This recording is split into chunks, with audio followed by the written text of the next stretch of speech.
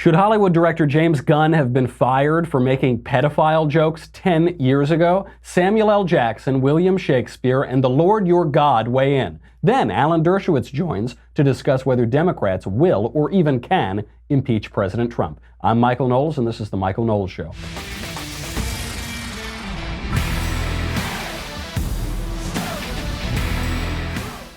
Oh, there's a lot to get to today. We have got further evidence that Donald Trump is the vengeance of the Lord your God, but we will explain how. First, we got to make a little money, honey. We got to talk about, look, I want to thank my sponsors at Keeps, and I want to just send a direct message to all of you.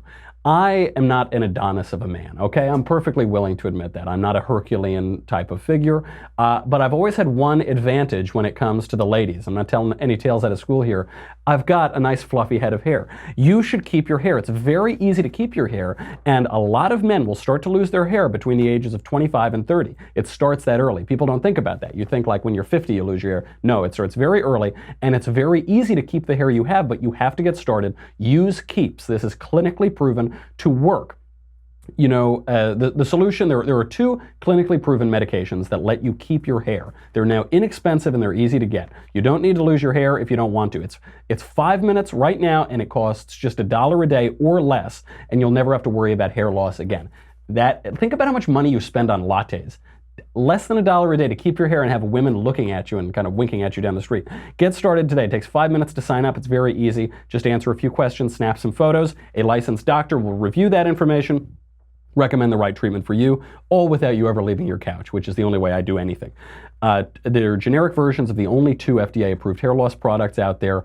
You might have tried them before. You've never gotten them this easy for this price. 10 to 15 bucks a month, and you get your first month free. Don't say I never did nothing for you. One hell of a deal for getting to keep your hair. Stop hair loss today. It's easy with Keeps. Receive your first month of treatment for free. Don't say I never did nothing for you. Get poofy hair just like mine.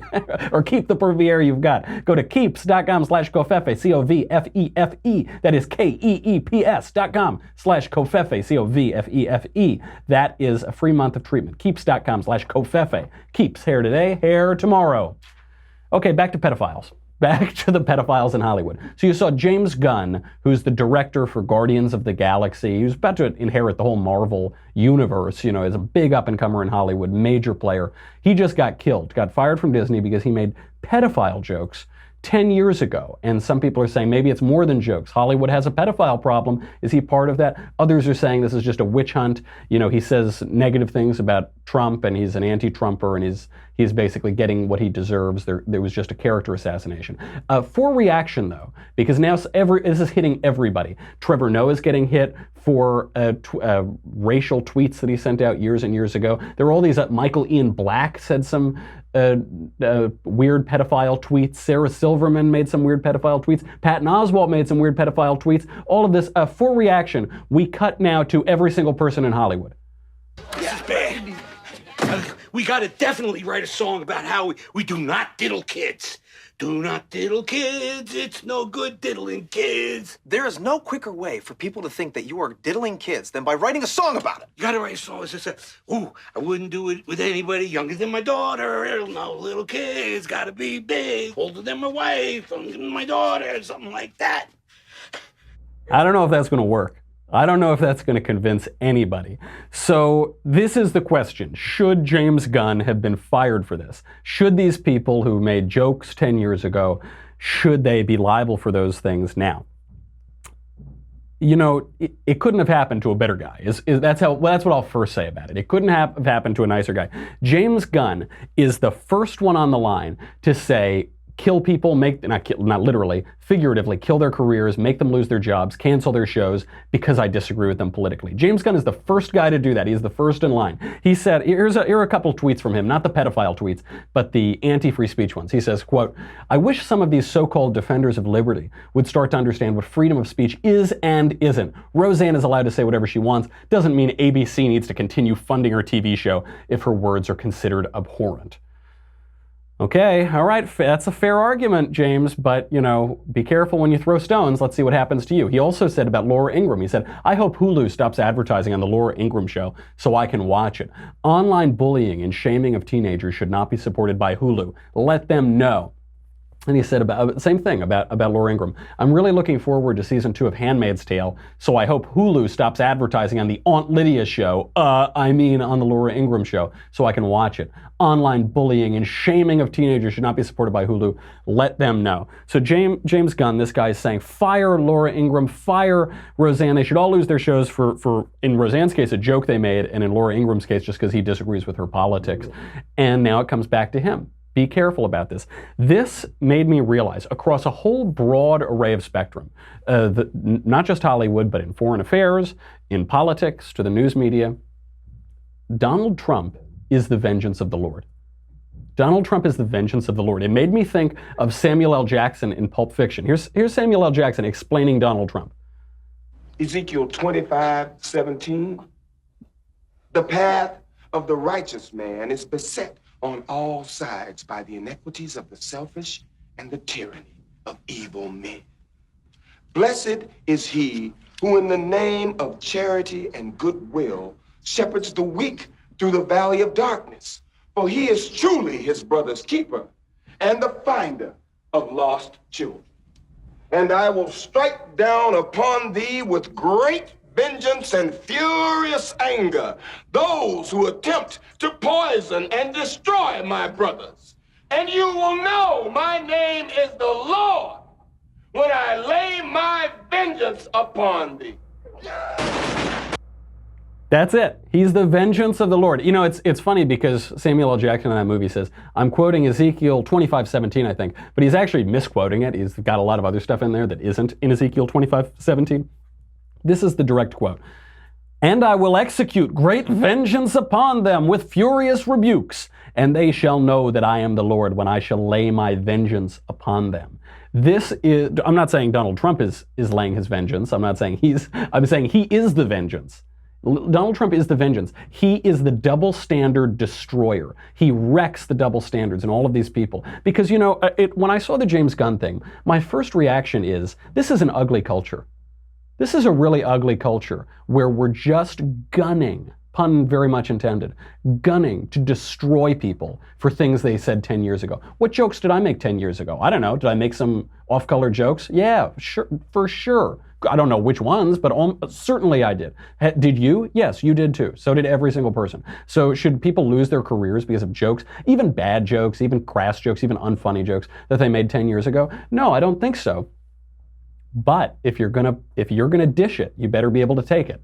And James Gunn, those are the rules he wants to play by. We didn't make those rules. We didn't make the rules that you lose your job because you make a bad joke or because you made a bad joke 10 years ago. That was the left that did that. That was James Gunn begging for it over and over and over. And now he is being swept up in that. What you deal out, you're going to have to receive back in return. And President Trump is the one to give it to you. He is the evidence of that. Do we like the politics of personal destruction? No. That phrase, by the way, coined because of the things that Hillary Clinton was saying about her husband's accusers. She says they're trailer trash, they're this, they're that. No, I don't like that at all. But if they're going to dish it out, we're not going to unilaterally disarm. No way. That would be crazy. We're not going to lie down and let them destroy the culture, destroy our politics, destroy our media. No. If they're going to claim a scalp, we're going to claim a scalp. James Gunn, it's good that he lost his job. It's a good thing in this context because they're dishing it out. But it would be much better if we lived in a culture where you could just tell jokes and you didn't have to deal with this. If we lived in a culture where the president didn't have to go out and have personal invective against people or say these things or be, loud-mouthed or be arouse the public passion. I don't think the president should be arousing the public passions, but if the left is going to do it, we have to do it too. If Barack Obama is going to go out there and rub our nose in every cultural victory that he has, if he's going to rewrite the Constitution and then paint the White House in rainbow colors, then absolutely Donald Trump should go out there and rub their nose in it too. Absolutely. That is the vengeance that they have asked for. That is their just dessert. And I don't want to live in a world of just desserts, but if they're going to have it, we have to answer that. And once they decide to back down a little bit on the left, then we can back down too. You see this even in Iran. You know, it's just, Donald Trump is just the double standard smasher. In Iran, the president of Iran, Rouhani, he said, He's very upset that President Trump is ripping up that awful nuclear deal that Obama negotiated. And so he said, peace with Iran is a wonderful, terrific peace. And war with Iran is war unlike anything you've ever seen. And they're rattling. Iran always rattles, right? They say, death to America. They're always saber rattling, saying awful things about America. And American presidents lie down and take it. Not President Trump. President Trump tweeted, in all caps, to Iranian President Rouhani, never ever threaten the United States again, or you will suffer consequences the likes of which very few throughout history have ever suffered before. We are no longer a country that will stand for your demented words of violence and death. Be cautious. Now, do I want the president to have to say these things? Do I want the president to have to scream like this, digitally scream, which means all capitals? No, I don't want that. But I'm not going to live in a world where the United States just takes it, where these tin pot dictators in Iran or wherever, these mullahs, start saying crazy things to us and start threatening the United States, and we say, oh, okay, well, that's fine. No way, buddy. You guys calm down and we'll calm down too. But we can't have it that way. Some people now, the experts, are saying, well, Rouhani, he's just saying that to get the hardliners off his back. He's not really making a threat. He's really just trying to get the pressure off of him from the hardliners. Yeah, okay, well, maybe he should have tried to get the pressure off a different way then, huh? Because that is not acceptable. That is not acceptable behavior in the international community. We're not going to take it anymore. I'm very, very pleased to see that. How about Carter Page? So you've seen this Carter Page application. The FISA application has been revealed in some way. It's still heavily redacted, but Judicial Watch got this FISA application to find out if Barack Obama's administrative agencies were spying on the Trump campaign. The answer is yes. They had made statements in public. They'd said, no, we didn't use the Democrat-funded Steele dossier to spy on Carter Page. We didn't use that really at all. That was very minor. We know from this application that's not true. It was based on the Steele dossier. The Steele dossier was ordered and funded by Democrats. It was poison fruit from the very beginning. And they lied. They lied. These people that we said, you can't criticize the FBI, you can't criticize the CIA, you can't criticize James Comey or Bob Mueller or John Brennan. You're not allowed to criticize them. No, we need to build up our intelligence agencies, our administrative agencies. It's terrible to criticize them. Sure, but they need to act in the right ways. And if they're going to be corrupted, if they're going to act as partisan hacks that are spying on a presidential campaign, then we're going to have to criticize them, aren't we? We're going to have to attack them. It would be better to live in a world where we didn't have to do that, but we're not going to lie down. We're not going to allow this double standard. Not anymore. Donald Trump is not going to allow that to happen. The FBI said on 4 separate occasions that the Steele dossier was not the source for that Isikoff article, one of the articles that was also used to spy on Carter Page. We now know that wasn't true. How long has this Mueller investigation gone on for? What is the purpose of this? What is the scope? Why is Bob Mueller the most important man in Washington? We can't tolerate these double standards anymore. No way. Actually, that whole bit from Ezekiel 25 is important. The thing that Samuel L. Jackson misquoted. It's important. It tells you about our moment. Ezekiel 25 reads, "This is what the sovereign Lord says. Because the Philistines acted in vengeance and took revenge with malice in their hearts and with ancient hostility sought to destroy Judah, therefore this is what the sovereign Lord says. I am about to stretch out my hand against the Philistines, and I will wipe out the Kerethites and destroy those remaining along the coast. I will carry out great vengeance on them and punish them in my wrath. Then they will know that I am the Lord when I take vengeance on them." The reason he's taking vengeance on them, the reason there is a vengeance of the Lord, is because the Philistines acted in vengeance and took revenge. If they're going to do it, they're going to get back what they have. But there is another option. It would be much better to live in a world where we didn't have to do that, where you didn't have your career ruined for saying a joke 10 years ago, where you didn't have to have the president screaming, apparently like a crazy person, but maybe that crazy person is the last sane guy in the world.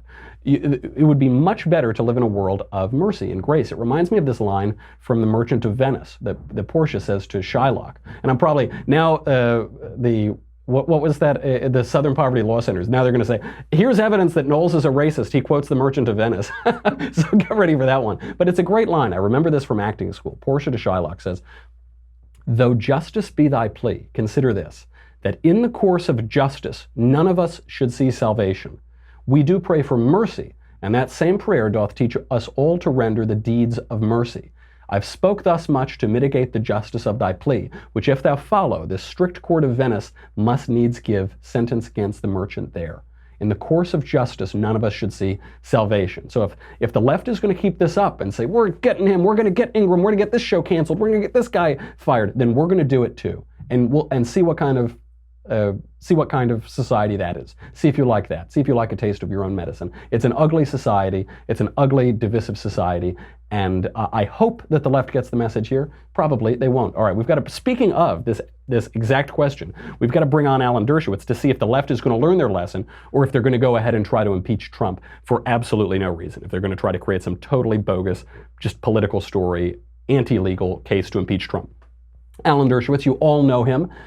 He is the world-renowned scholar of con law and criminal law. He is the author of The Case Against Impeaching Trump.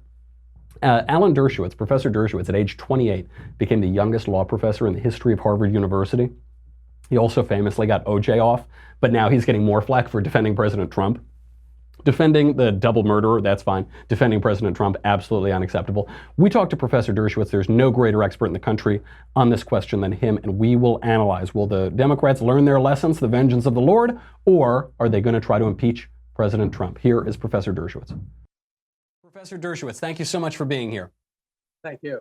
So you've done the unthinkable thing in our current political climate, which is you are defending President Trump against the ubiquitous calls on the political left for impeachment. I notice there are many Democrats who are, it'll be in their Twitter bio. It will say hashtag impeach Trump. Maxine Waters is saying that impeachment is whatever Congress says it is, that there's no law about that. Other people have said that in the past. In your book, you say totally otherwise. What is the case against impeachment for those who have not yet read the book?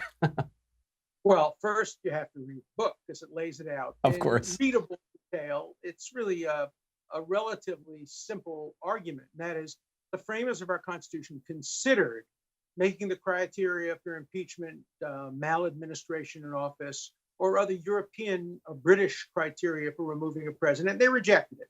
And they said in order to remove a president, particularly, you need to have evidence of treason, bribery, or other high crimes and misdemeanors. Those are very specific. They all require crimes.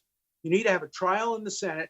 There has to be a conviction, and a conviction must be based on a 2/3 vote of the Senate. If any of those criteria fail, you cannot remove a president.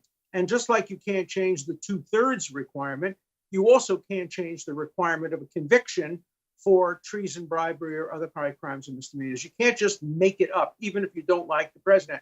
I made the same argument, by the way, when Bill Clinton was being impeached. I've made the same argument when Richard Nixon was being impeached. And I'll make the same argument when Bernie Sanders gets elected president and he gets impeached. In fact, I'm so determined to make that point that I have the publisher come up with a mock cover for my book, and it's called The Case Against Impeaching Hillary Clinton, because that's the book I would have written had Hillary Clinton been elected president. It would have been exactly the same book, just with the title, and inside I would have been talking about how you can't prosecute her for obstruction of justice for the emails and that there was no crime. Exactly the same argument, but they'd be building statues to me on Martha's Vineyard and other liberal enclaves if I were making this case for Hillary Clinton. But making the identical case, word for word case, for a president I didn't vote for, I opposed, I campaigned against, has caused me to literally lose friends, and people just won't engage. They won't even get involved in the conversation. They do not want to hear the other argument. They remind me of college kids and college professors who want safe spaces, trigger warnings. Please don't tell me anything I don't want to hear. I don't want you to upset me. That's the level of discourse we've gotten to in America today. It is really quite sad when you see these members of Congress or even senators saying, impeach, impeach. They think it's just a political matter, and they say it pretty explicitly. Maxine Waters said that. Impeachment is whatever I say it is. And I think people are losing sight that there is a crime component here. They can't just do it. You point out in the book that, and the Constitution points this out too, that when the president is being tried, the Chief Justice of the Supreme Court has a role. He's presiding over that. I mean, what does that say about the role of crime, the role of the judiciary here, and reining in Congress from just doing whatever it wants and throwing out a president that it doesn't like.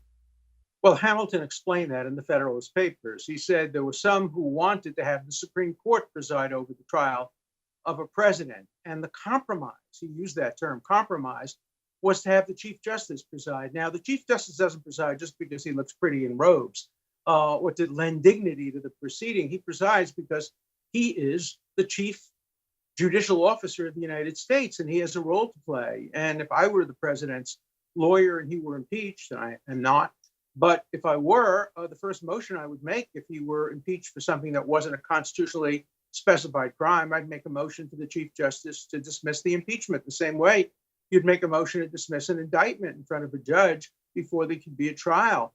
So this is a legal proceeding.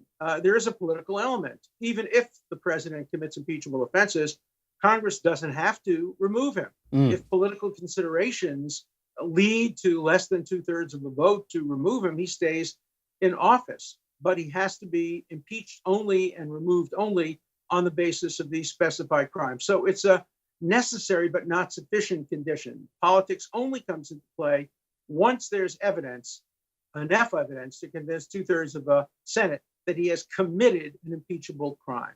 Right, and it's interesting because you're bringing out all of the legal aspect, the constitutional and the legal aspects, and all people are talking about is the political aspect of this. So I think you've pointed it out before, you're getting much more flack for defending the president against impeachment than you got for defending O.J. Simpson in his murder trial. People are really, really fired up about this.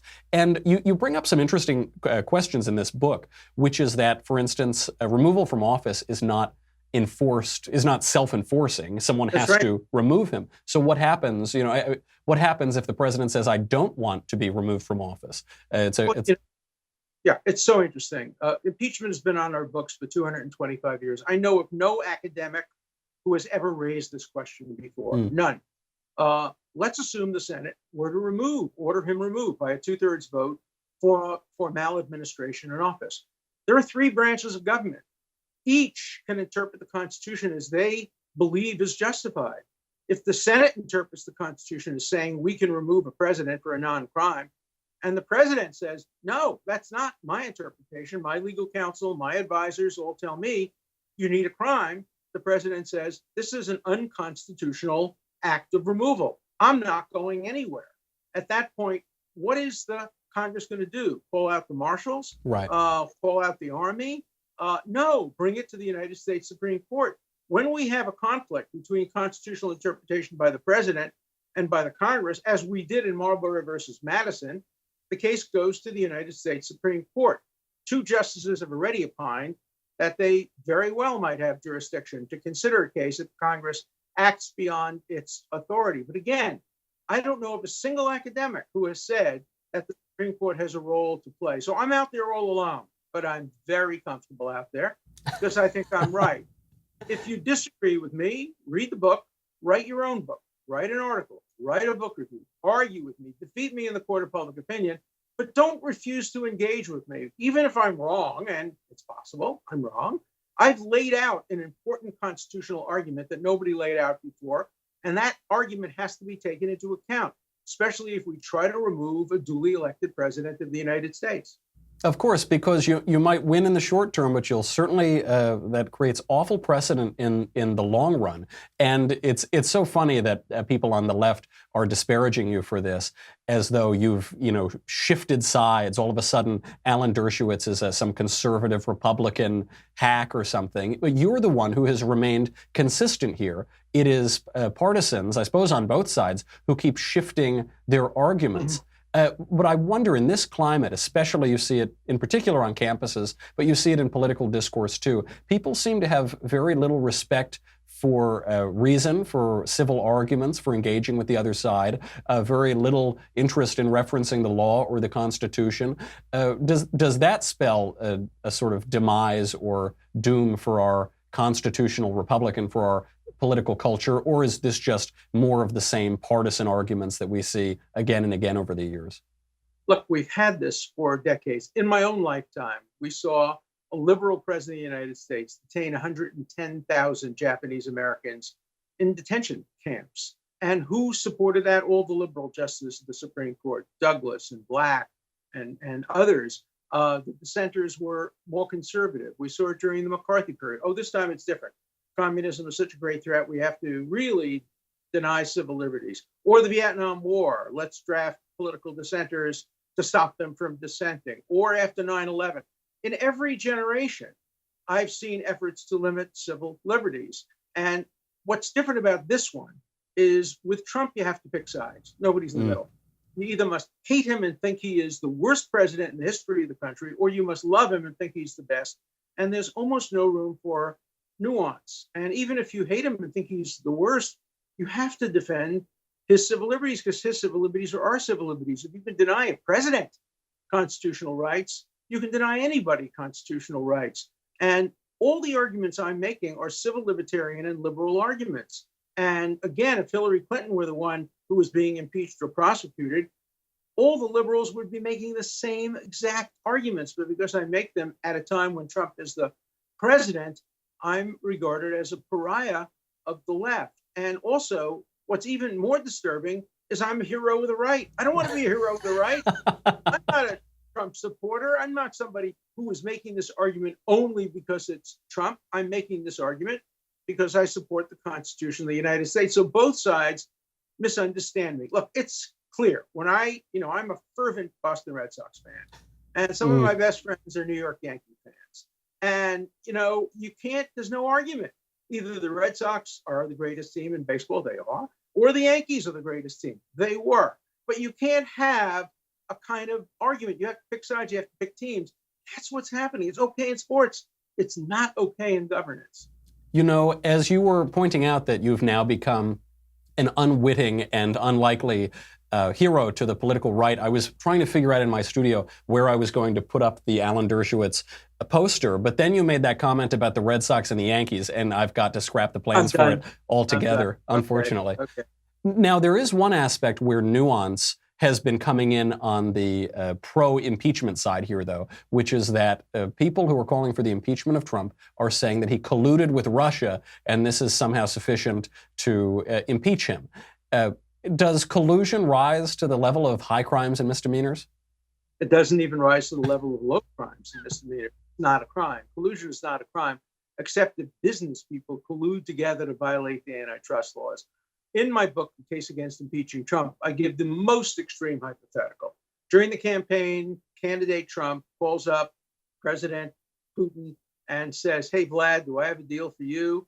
I want to be elected president. I know you have some dirt on Hillary Clinton you've already gathered. If you send me the dirt on Hillary Clinton and help me get elected president, it's much more likely that we'll get rid of these sanctions, because I don't like these sanctions." That's what politicians do all the time. They say to people, "Give me money, give me support. I'm on your side. I'll help be pro-choice. I'll help be pro-gun control. Vote for me because I'm going to help your agenda." That's not a crime. Now, people say it's different because it's a foreign government. But what the foreign government was doing here was giving, under my hypothetical, information. Information is different from money because it's protected by the First Amendment. For the same reason, the New York Times, the Washington Post, was able to publish the Pentagon Papers, Snowden, Manning, all of those stolen materials, is once it's stolen, the First Amendment protects its publication or its use by a candidate. Now, if candidate Trump said to the Republican, to Putin, "Please hack the Democratic National Committee," that would be a crime, because then he is urging them to do a crime. But if he says, "If you've already hacked them and you have the information, give it to me," that's no more a crime than what the Washington Post and the New York Times do. That's a great point. And before I let you go, I've already taken up a lot of your time. I do want to ask about the procedural aspects of all of this. We've got the Mueller investigation. I think at this point it's been going on since 1857 or so. It looks like it'll be going on forever. And yet you hear from partisans on both sides that if one is to criticize the Mueller team or Mr. Mueller himself, that is an outrage. It's an attack on the American administrative agencies or whatever, the investigative services, the intelligence services. Is it kosher, to put it bluntly, is it kosher to criticize or question Mueller? Well, it's so interesting because I grew up as a liberal. All my life, I'm a liberal. What do liberals do? They question law enforcement. Right. What did liberals do when the Bay of Pigs happened? We questioned intelligence. What happened in the run up to the Iran-Iraq war? We questioned the WMD intelligence. We always question intelligence. We're always critical of the FBI. I spent most of my career as a young man criticizing J. Edgar Hoover and the FBI. That's what liberals did. Conservatives always came to the defense and said, we believe in law and order. And liberals said, we believe in civil liberties. So the idea that liberals are now the ones saying, oh my God, you can't ever question law enforcement, the FBI, the CIA. I mean, talk about hypocrisy with a capital H. My God, that's what liberals and civil libertarians have always been doing. But now that Mueller is the guy who might be able to get Trump, he is no longer an appropriate subject of criticism. Well, it is quite ironic. It hadn't occurred to me until you put it that way, that for years at this point, even in recent memory, the left has pilloried local law enforcement. They've said we need to abolish ICE. That's one of the lines in this campaign, that we need to demilitarize the police, take away power from the police. And then in the same breath, they're saying if you criticize law enforcement at the federal level or with regard to President Trump, you're some sort of anti-American traitor. That is a real irony. It's obvious. It's civil liberties for me, but not for thee. Free speech for me, but not for thee. And that's what's called hypocrisy. If you're going to be a civil libertarian and a supporter of free speech, you have to be a supporter of those concepts, no matter who the beneficiary is and who the loser is. When I was a kid in college, I defended the right of communists to speak at Brooklyn College. I hated communism. I was brought up in a very anti-communist household, but I supported the right of communists to speak and to run for office. So I, early on in my life, and then I supported the rights of Nazis to march through Skokie. My mother didn't talk to me. Yep. She said, whose side are you on, the Nazis or the Jews? And I said, Mom, I'm on the side of civil liberties. And she said, don't give me that. I'm your mother. You got to pick sides, the Jews or the Nazis. Well, my mother wasn't college educated.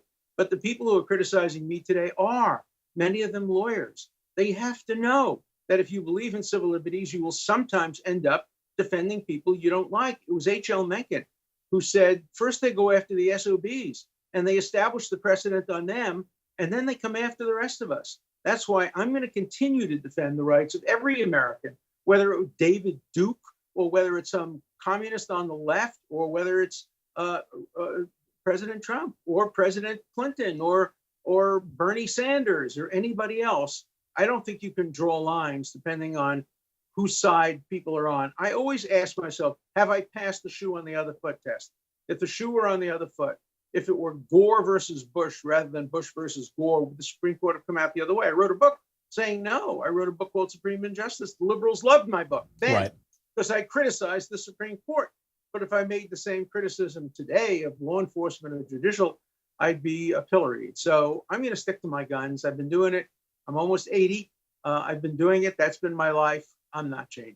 I think that's a great point, and the book is really, really good. I really enjoyed it, The Case Against Impeaching Trump. My last question before I let you go, you obviously have an expertise and preeminent expertise on these matters as a matter of law and constitution. As a matter of politics, if you were a gambling man, do you think that the partisans, the pro-impeachment crowd, will impeach Trump if given the opportunity? Or do you think that your sound arguments and cooler heads will prevail? Well, I think there'll be many in the Democratic Party who will want to impeach Trump. Already some people are running on that platform. A real jerk who is a professor at the University of Minnesota named Painter, who's running on an impeach Trump campaign. There are others who are running on an impeach Trump campaign. It will hurt the Democrats if they do that, just like it hurt the Republicans when they impeached Clinton. It's easy to get an impeachment if you control the House, but very hard to get a removal. So my prediction here is, unless there's new evidence that comes out, material we're not aware of, I don't think President Trump will be removed from office other than through elections. Yep. And might very well be removed from office in the 2020 election. And that's something that people who are opposed to him should be focusing on, not impeachment. excellent point, and I really, really enjoyed the book, so I encourage everybody to read it. The Case Against Impeaching Trump by Alan Dershowitz. I think you've written about 750,000 other books, which are also quite good, but I really recommend reading this. It is just finally a cool, logical arguments that simply are not really getting airtime as people are blowing a bunch of partisan hot air. Professor Dershowitz, thank you so much for being here. Thank you so much. I appreciate it. Alan Dershowitz, he lays it out. He's the last liberal standing in the world, I think, the last honest liberal. We've got to say goodbye to Facebook and YouTube. Thank you if you're already on Daily Wire. You help keep the lights on. You keep Covfefe in my cup. If you're not, go to Daily Wire right now. It's $10 a month, $100 for an annual membership. You get me, you get the Andrew Klavan Show, you get the Ben Shapiro Show, you get to ask questions in the mailbag, you get to ask questions, which by the way is coming up Thursday. Get your questions in. You get to ask questions in the conversation. I think I'm coming up next, so get ready for that. Again, none of that matters. You need the Leftist Tears Tumblr. You need the, this is the James Gunn edition, obviously. We got a little common sense gun control here. I don't want to, I'm not trying to destroy James Gunn. I'm not trying to take away James Gunn's career. I just want some common sense gun control and to collect all those delicious tears in my Leftist Tears Tumblr. But I have a favor to ask of you. I only ask for your money and help for a stupid joke like once a year at this point. I think that's my record. So you might have seen the Shapiro store has opened up, the long-awaited Shapiro store, which Ben has been promising since like the Clinton administration, and we finally got it up, and it's got some shirts. So there's a shirt up with my face on it. They've got a couple presidential series, and they've got this one which says I like Mike on it. And they've got one for Ben too, and they've got one for Drew. I need you to go buy this shirt. And not because you need to wear it. Probably if you wear it in polite society, you'll just be pilloried, beaten with Antifa bats. You know, it won't go well. But the reason you need to buy this shirt is I think it would be very, very funny if I sell more shirts than Ben. I really, really want that to happen. I don't think the grin will ever leave my face if I manage to do that. So I need you to go buy this shirt to make Ben frown and to give me some chuckles for like, I don't know, like a month or two at least. Go to dailywire.com right now. I want to wrap up on this question of Russia, why Russia keeps coming up, what it really means, what it has to do with the vengeance of the Lord. We'll have all that and more. Go to dailywire.com. We'll be right back.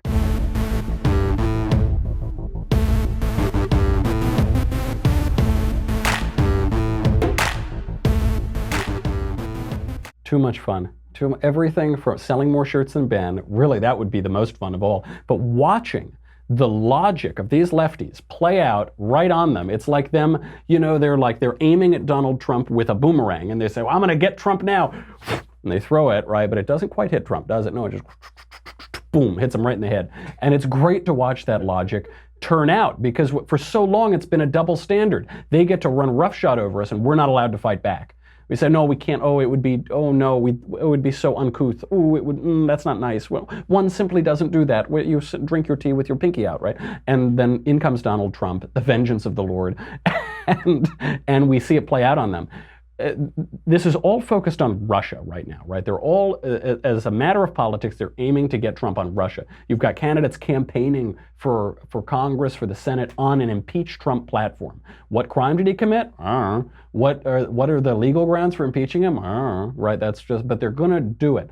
And the question is, why does President Trump let this go on? Not just let this go on, why does he play into it? I had a professor friend of mine, I won't say where he's a professor, it's not Professor Dershowitz, and he messaged me and he said, you know, Michael, I really think Trump might be guilty here. He sounds so guilty. He always is saying it's a witch hunt and all the exclamation points. Why is he sounding like a guilty guy? Why is he letting this Russia thing keep going on and on and on? And, you know, I know that everybody thinks that Donald Trump is an idiot. That's the line. Conservatives seem to think that. The left certainly thinks that. He's not an idiot. He's a smart guy. Did it ever occur to you that maybe this Russia narrative plays to President Trump's advantage? That it actually gives him an advantage in electoral politics? Did anyone consider that? People are saying, why didn't he fire Jeff Sessions when Jeff Sessions recused himself? He's fired everyone else in the cabinet. Why not Jeff Sessions? Did it ever occur to people that maybe this Russia story helps Trump? Because why wouldn't it? Here, just a little bit of evidence. So, first of all, to answer my professor friend's question, isn't this evidence that President Trump committed a crime? No, it isn't. First of all, what crime? If this were evidence, some smoking gun, President Trump was going to be taken down over this, don't you think he'd be at least accused of a crime? What crime has he been accused of? As Professor Dershowitz just said, collusion is not a crime. It's just a silly little euphemism that the left is using to cudgel Donald Trump, but that's not a crime. So you'd think he might be accused of a crime. If he were guilty of something, they'd have something on him. This has been going on now for 2 years. Don't you think they'd have something on him at this point, something tangible they could wrap around him? The Mueller investigation's been going on since the Grant administration at this point. They don't have anything on him. Also, don't you think if they had something on him, maybe his accusers wouldn't have so much to cover up? I mean, James Comey lied. John Brennan has lied. The FBI, political players in the FBI, the CIA, they've been revealed to have lied during all of this. The meeting on the tarmac between former President Clinton and Loretta Lynch, James Comey saying that Hillary clearly committed a crime, but we're not going to get her for it anyway. We drafted up memos exonerating Hillary Clinton before we even interviewed Hillary Clinton. Why don't we have the DNC server that was allegedly hacked? Why don't we? Isn't it a little weird? Don't you think that these guys might have a little less at stake, if President Trump, if they really had something on him, if it weren't just a political action? But why does he allow it to keep going? And why does President Trump keep it in the news? Whenever this thing goes out of the news, President Trump sends another tweet. He says, "It's a witch hunt!" Exclamation. Why wouldn't he, if it were really a danger to his presidency, wouldn't he be quiet about it? Maybe it's not a danger to his presidency. Maybe this is exactly the right strategy for Republicans.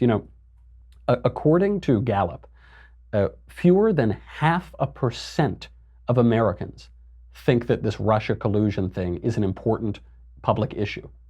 Not just less than 1%, less than 0.5% of Americans think that this is an important issue. Americans care about immigration, they care about the economy, they care about foreign affairs broadly, wars and things like that, the nuclear weapons in North Korea. They do not care about Russia at all. I mean, statistically, 0% of Americans care about this. Democrats have put all their eggs in this basket, and President Trump is forcing them to keep their eggs in it. Every single time that he says, it's a witch hunt, it's awful, it's crooked, right? They have to double down on that attack. This is a manageable attack for Republicans. The whole Russia thing, good, keep it in the news, this is great. This is an attack that Republicans can manage. There might be some other lines that they could try to hit. I don't know, things are going so well, it's actually really hard for them to pull something up. But at least this one they can keep a hold on, so keep it in the news. I know this doesn't occur to anybody, but maybe President Trump actually knows what he's doing. Maybe the Republicans know what they're doing, and maybe Democrats are they're so revved up that they're being consumed by their own logic. They're being consumed by the logical conclusions of their own actions. It is the vengeance of the Lord. They rev it up so much, they dish it and they dish it and they dish it. And now, I don't know what it is about the president, but because of him, they have to take it too. And they're wedged into this corner. How can they pivot off of this issue? It's not like Democrats don't read the polls. They read the polls, they see, oh gosh, Americans don't care about this at all. We're expending all of our energy, all of our capital on this, and we're looking like fools every step of the way. We're getting proven more partisan, more corrupt, more crooked. But how do they pivot out of it? They've made such a big deal. They've said basically Trump is, Boris and Natasha from Rocky and Bullwinkle. They've really invested in this. They can't pivot out of it. It's a great place to put them. The Republicans right now have Democrats against the ropes everywhere, as a matter of culture, as a matter of economics, as a matter of public policy, as a matter of electoral politics. They've just got them on the ropes. And I'll say this, I'll close it on this free speech thing, the vengeance of the Lord.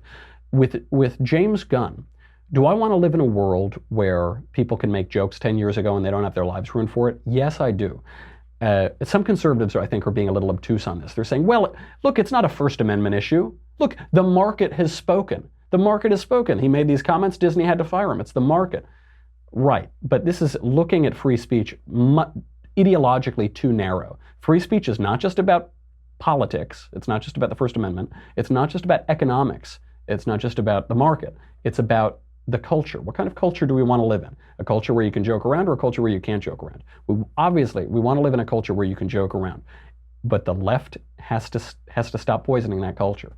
And until they stop poisoning that, the vengeance of the Lord will keep smacking them in the face. And it's pretty funny to watch. It's pretty enjoyable. Come back tomorrow. Ran a little late, as usual. Come back tomorrow. We've got a lot more to talk about. Some great guests this week. And in the meantime, I'll see you then. I'm Michael Knowles. This is The Michael Knowles Show.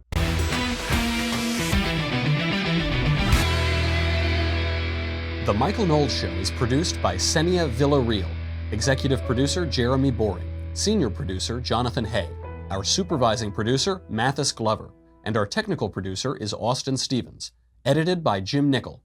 Audio is mixed by Mike Coromina. Hair and makeup is by Jesua Olvera. The Michael Knowles Show is a Daily Wire Forward Publishing production. Copyright Forward Publishing 2018.